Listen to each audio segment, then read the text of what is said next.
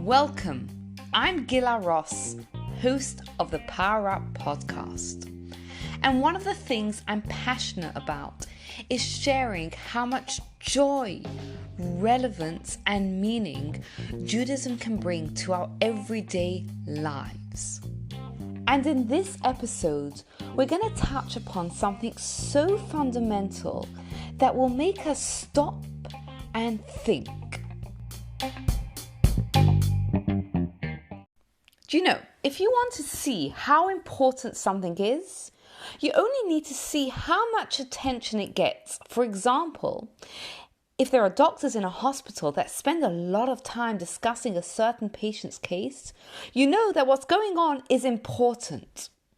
In this week's Torah portion, there are actually 2 Torah portions that are devoted to a certain topic, that of the laws of forbidden speech.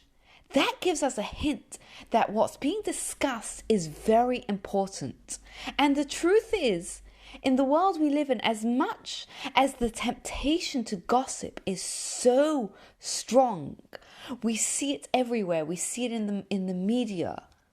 We also know how much damage is caused when we talk badly about others. So the Torah talks about what would happen in the times of the temple. If a person would talk bad, they would then get a physical illness. This physical illness was called tzaraat, leprosy, and it was manifest as a physical illness, but it had a spiritual cause. Why? Let me give you a little analogy. Imagine there's a little boy playing in the streets and a car drives down the road and the driver sees this kid playing in the streets and he rolls down the window and yells at the kid, "What are you doing? You're being dangerous. Get out of the road." And the kid, being a kid, ignores, goes on playing. A couple of minutes later, another car drives down the road. The driver sees, rolls down his window, yells at the kid, "Get out of the road. You're being dangerous." And drives on. The kid ignores. And a few minutes later, another car comes past. The driver sees the kid playing in the road. What does he do? He brakes, he gets out of the car, he takes the kid and he says, "You're coming out the road now." What's the difference between that driver and the other driver?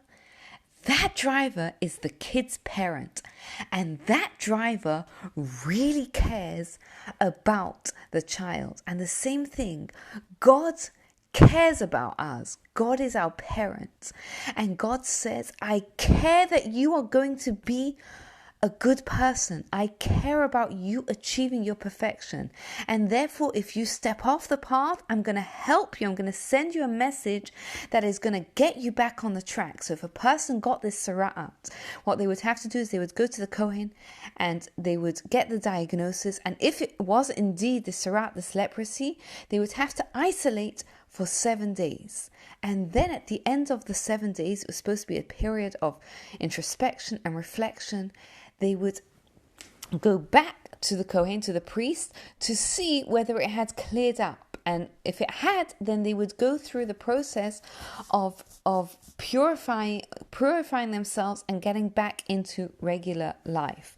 Now, what's fascinating is the words of the Torah when it says the person should be brought to the Kohen. Hold on a second. Let's put ourselves in that situation. If I'm the person who has the leprosy and I've had to isolate, and it's not the question of COVID isolation where we get to isolate in our own home, it's a question where they had to leave the community and isolate on their own, and my 7 days are up, you think I'm running back to the Kohen to see, has it cleared up? Can I get back into life? Can I move on? But the Torah is teaching us something very important and something very, very true.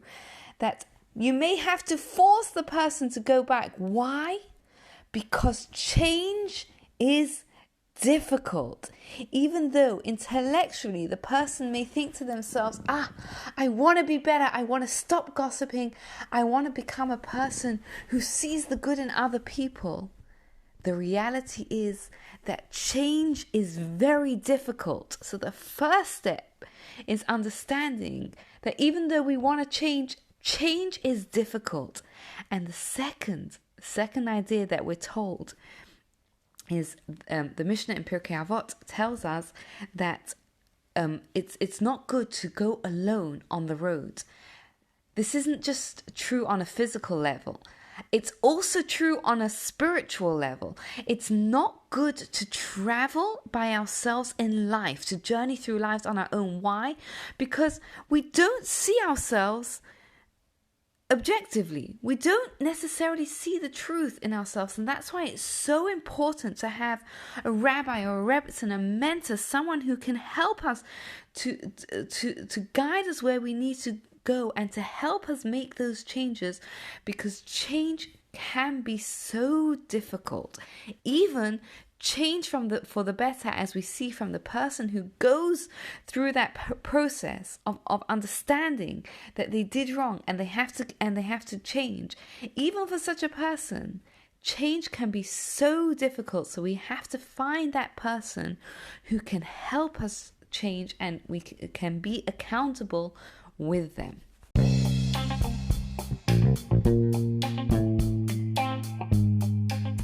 Thank you for taking the time to listen. What's one thing you can do to make the changes stick in your life? I'd love to hear your thoughts and your feedback. You can get in touch with me on Instagram. You can find me at Gila Ross. And if you enjoyed this podcast, please think of someone that you can share it with and subscribe so you can hear future episodes. Thank you and have a great day.